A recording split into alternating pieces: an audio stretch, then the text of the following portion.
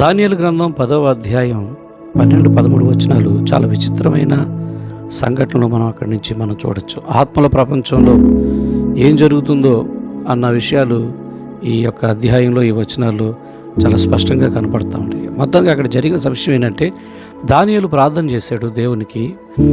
దేవుడు వెంటనే ఆ ప్రార్థన విన్నాడు. మొదటి రోజు అతని ప్రార్థన చేరింది అన్న సంగతిని మనం తెలుసుకుంటాం.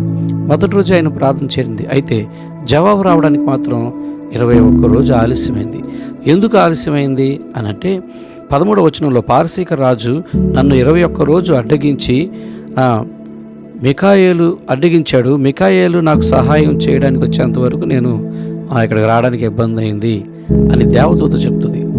కాబట్టి దేవదూత ఏం చెప్తున్నాడంటే, నేను నీకు జవాబు తీసుకొని వస్తున్నాను, కానీ పారసీక రాజు అడ్డుకున్నాడు. పారసీక రాజు అడ్డుకున్నాడంటే భూరాజు కాదు, పారసీక రాజ్యం మీద ఏలుబడి చేస్తున్న దురాత్మలు. అది దూతలను ఆత్మలను అడ్డుకునేది ఆత్మలే కానీ మనుషులు అడ్డుకోలేరు. కానీ ఆ భాష మనం అర్థం చేసుకోవాలి. కాబట్టి ఇక్కడ పారసీక రాజ్యం మీద ఉన్న అంధకార శక్తులు, దురాత్మ శక్తులు అడ్డుకున్నాయి. సో మొత్తానికి దానియేలు దగ్గరికి వచ్చి దేవదూత చెప్తున్న గొప్ప విషయాలు ఏంటంటే, దానియేలు నీవు బహుప్రియుడవు, అందుకే నీ వద్దకు పంపబడితిని. నేను చెప్పే మాటలు నువ్వు జాగ్రత్తగా విను. బహుప్రియుడవు కనుక నేను నీ దగ్గరికి పంపబడితిని. ప్రార్థనకు జవాబు వెంటనే రావడానికి కారణం ఇదే. దానియేలు చేసిన ప్రార్థన దేవుడు వెంటనే విని స్పందించడానికి కారణం ఏంటంటే, అతడు దేవుడి దృష్టిలో బహుప్రియుడుగా ఉన్నాడు. ఎవరైనా సరే, ఈరోజు మనమైనా సరే అలాగుంటే ఆయన వెంటనే స్పందించేవాడుగా ఉన్నాడు. ఇకపోతే ఆ రోజుల్లో అంత ఆలస్యమైంది కాబట్టి చాలాసార్లు మనం ఏమనుకుంటామంటే, ఈ సందర్భాన్ని బట్టి మన ప్రార్థనకు ఆలస్యం కావడానికి కారణం మధ్యలో దురాత్మలు అడ్డుకుంటున్నాయేమో ఆ జవాబు రావడానికి అనుకుంటాం. సో అది పాత విషయం. సో నేనేం చెప్పదలుచుకున్నానంటే, క్రొత్త విషయం మీకు చెప్పదలుచుకుంటున్నాను. అయితే ఇలా అడ్డుకుంటాయా, ఇలా ఉంటాయా అన్నదానికి క్రొత్త నిబంధనలు ఏమైనా ఆధారం ఉందా అని కూడా మనం చూడగలిగితే, యేసు ప్రభువారు యోహాను సువార్త 14వ అధ్యాయం 30వ వచనంలో, ఇంకను మీతో విస్తరించి మాట్లాడను, ఈ లోక అధికారి వచ్చుచున్నాడు, నాతో వానికి సంబంధమేమీ లేదు.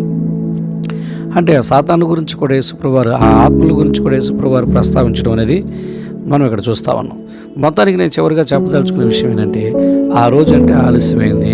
అక్కడి నుంచి దేవుడు విని జవాబును పంపించడానికి దేవదూత ద్వారా రోజులు పట్టి ఉండొచ్చు, మధ్యలో ఆటంకాలు రావడానికి. ఇప్పుడు పరిస్థితి ఏంటి? ఇప్పుడు మనం ప్రార్థన చేసినా కూడా ఇది దేవుడి దగ్గరికి ఎక్కడికో వెళ్ళి చేరి పోస్ట్ ఉత్తరంలాగా అక్కడి నుంచి మళ్ళీ తిరిగి రావాలి అన్నంత పరిస్థితి ఉందనుకున్నారా? నాకు తెలిసైతే అది లేదనుకుంటున్నాను. ఎందుకంటే దేవుడు మనకు ప్రామిస్ చేశాడు, ఇదిగో నేను వెళుతున్నాను, మీ దగ్గరికి ఆదరణకర్తను పంపిస్తాను, ఆయన ఎల్లప్పుడూ మీతోనే ఉంటాడు, మీలోనే ఉంటాడు. కాబట్టి ఇప్పుడు మనం ప్రార్థన చేసే విషయాలకి దగ్గరలోనే ఉన్నాడు వినడానికి. అయితే నీలో ఉన్న పరిశుద్ధాత్మను నువ్వు ఎంతవరకు గుర్తించావు? నీలో వినడానికి, నేను నడిపించడానికి, ఆదరించడానికి, బలపరచడానికి ఉన్న పరిశుద్ధాత్ముడిని నువ్వెంతవరకు కనిపెట్టగలిగావు? ఎంతవరకు ఆయనతో సహవాసం చేయగలుగుతున్నావు? ఎంతవరకు మనం ఆయన్ని వాడుకోగలుగుతున్నాం అంటే ఇక్కడే ప్రశ్న అయిపోయింది. చాలామందికి తమలో పరిశుద్ధాత్మ దేవుడు ఉన్నాడని, సమీపంగా ఉన్నాడని, ఆదరించడానికి ఉన్నాడని, సహాయపడడానికి ఉన్నాడన్న సంగతినే మరిచి జీవిస్తున్న వాళ్ళు చాలామంది, భక్తి చేస్తున్న వాళ్ళు చాలామంది ఉన్నారు. సో ఇప్పుడేమో ఆలస్యం అవుతుంది. నువ్వు మనసు పెడితే ఆయనకి సలహా ఇస్తాడు, సహాయం చేస్తాడు, నడిపిస్తాడు. కాబట్టి ఆయన ఉనికి ఏంటో మనం గమనించాలి, ఆయన ఆలోచన ఏంటో మనం పసిగట్టాలి. ఆయనతో సహవాసం మనం కలిగి ఉంటే మనకు ప్రతీదీ అర్థమైపోతూ ఉంటుంది, ప్రతీదీ మనకి తెలుస్తూ ఉంటుంది. చాలా ఈజీగా మన ప్రార్థనలకు మన జవాబు చూడొచ్చు అన్నది నా యొక్క వివరణ. సో ఇంతకన్నా ఇంకా గొప్ప విషయాలు ఎవరైనా చెప్తారు, చాలామంది చెప్పేవాళ్ళు ఉన్నారు. సో అలా కూడా మీరు ట్రై చేయండి. మొత్తానికి మనలో దగ్గరగా మనతో ఉండడానికి దేవుడు ఉన్నాడు, ఇది మర్చిపోవద్దు.